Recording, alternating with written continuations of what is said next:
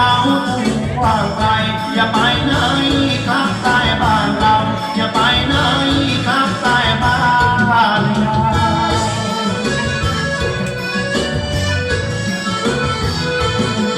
ต้นยา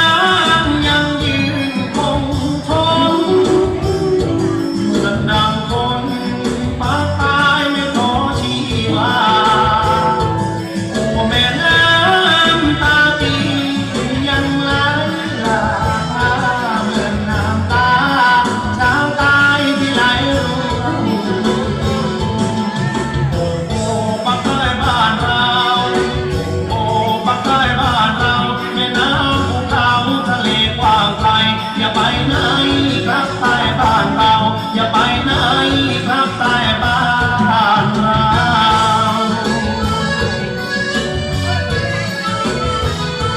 ค่ำคืนนี้ยินเสียงกลองโนราเสียงนางลุงแววมาหาว่าไม่พอจะกินปลีกยางปากตาทำงานอยู่เป็นไรแต่ว่าไม่พอกินมีสิทธิ์โอ้ลุงสาวพวกเจ้าไปอยู่ที่ไหนรู้ไหมเมืองใต้ขาดคนจะคอยดูแลเมืองใต้วันนี้ยังมีแต่พ่อและแม่กลับไปช่วยดูแลปากใต้บ้าน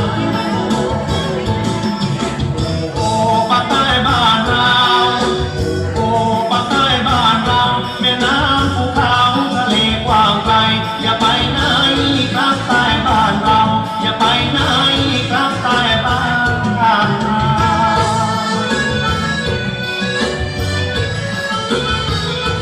ค่ำคืนนี้ยินเสียงกลองโนราเสียงนางลุงแววมาหาว่าไม่พอจะกินกรีดยางปากตาทำงานอยู่เป็นอาทิตย์แต่ว่าไม่พอกินนี่สิลุงโอ้ลุงสาวพวกเจ้าไปอยู่ที่ไหนรู้ไหมเมืองใต้ขาดคนจะคอยดูแลเมืองใต้วันนี้ยังมีแต่พ่อและแม่กลับไปช่วย